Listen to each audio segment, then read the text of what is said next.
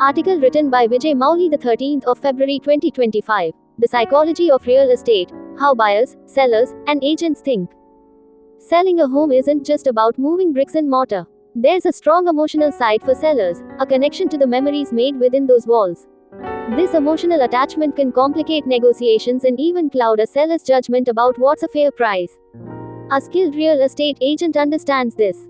They don't just list a house, they help guide sellers through the process with empathy and a focus on their goals. Maybe the bigger picture is a downsize for retirement, or a move to a better school district for their kids. When it comes to buyers, they're looking for more than just a house, they're searching for a place that fits their lifestyle and future plans. Maybe it's a young couple starting a family, or someone looking to downsize after retirement. The psychology of the buyer is about making an emotional connection to a property. Real estate agents need to highlight how the house fits the buyer's dreams and aspirations. It's about more than just square footage and location. A good real estate agent needs a deep understanding of both buyer and seller psychology. It's about more than just closing a deal, it's about building trust and guiding people through a major life change. Think of it this way: agents need to be skilled negotiators, but they also need to be great listeners. The best ones take the time to truly understand their clients' needs and motivations. Let's talk about pricing strategy. Sellers often have an emotional attachment to a certain price point. Agents need to use their expertise to present a realistic picture based on market data.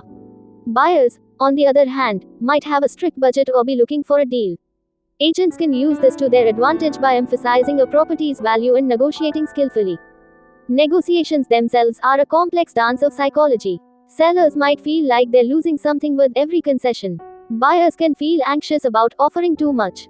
A good agent can navigate these emotions by focusing on finding common ground and emphasizing the benefits of the deal for both parties. Finally, the role of the agent in building trust cannot be overstated. Honesty and transparency are crucial.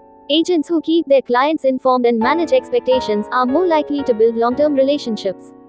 In the end, real estate is as much about psychology as it is about property.